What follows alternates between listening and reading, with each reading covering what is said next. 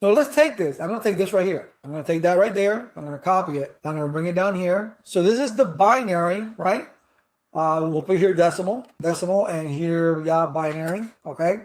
So now what we do, we got to take this binary and put it in hex. And just so you know, your middle ground, whether you're going from hex to decimal, you go from hex to binary to decimal to binary to hex. And if you start with binary, you can go in either direction. So what do? I say to myself, okay, well, hex numbers, these values right here, 0, 1, 2, 3, 4, 5, 6, 7, 9, A, B, C, D, E, F, each one of these is 4 bits long. So, okay, 1, 2, 3, 4. So I separate them. I'm just going to separate them like that, okay? And then I come underneath it and I put their bit values. 8, 4, 2, 1, 8, 4, 2, 1. Okay, so this is the bit values right here for the hex numbers. Let's do this because we're separating that binary into 4 bits. So what's on here? Well, it's 1. All right, so let's go ahead and hit enter again. Tab, tab, tab, tab. So what's on right here? Oh, we got 2 of them on, sorry. So we take these 2 and we add them. What number is that? 3. Okay, so in this section, only these 2 are on. 1, 1. So you add them. That's 3. Okay. Well, what about over here? Who's on? 8 and 2. What's 8 plus 2? 10. What's 10 in hex? 8. So 3A. That is the hex number. But you want to tell the world, because people say 3A. What is that? So, well, you tell them, 3A is 0x. This is the hex number to the 58 decimal number. All we did is went from decimal to binary and then to hex. And the hex, we just separated it into 4. It's pretty simple. Pretty simple, okay?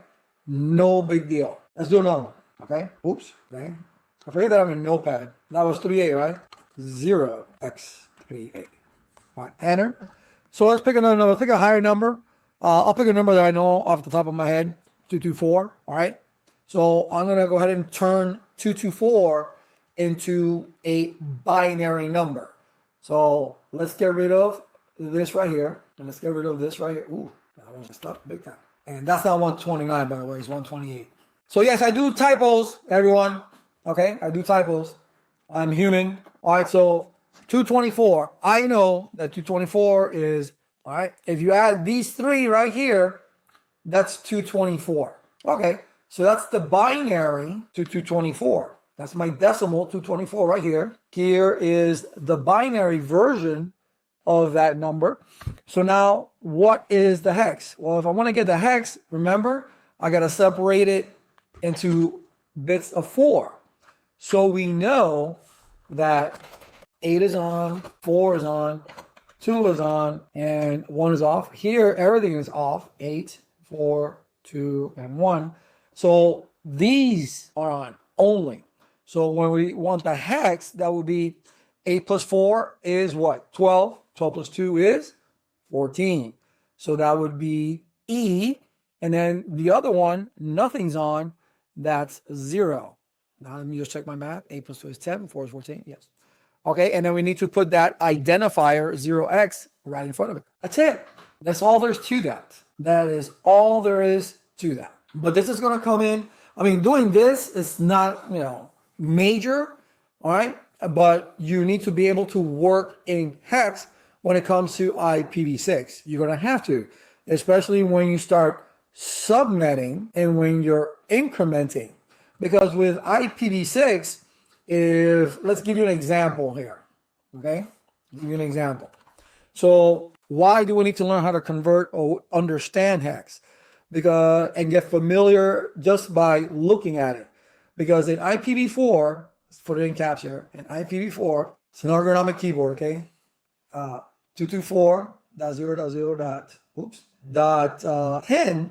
This is a multicast address for EIGRP in IPv4. So let's just put it here, multicast address for EIGRP. So EIGRP sends out its triggered updates via the 224.0.0.10 in IPv4.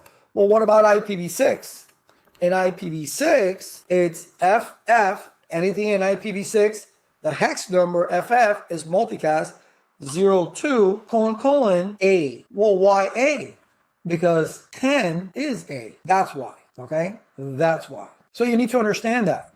It will start making sense when you start getting familiarized with that conversion. And you can do it whichever way. So we've done from decimal to binary to hex. Okay? Let's go ahead and do something different. All right, let's bring this up here. Let's get rid of all this nonsense. Okay?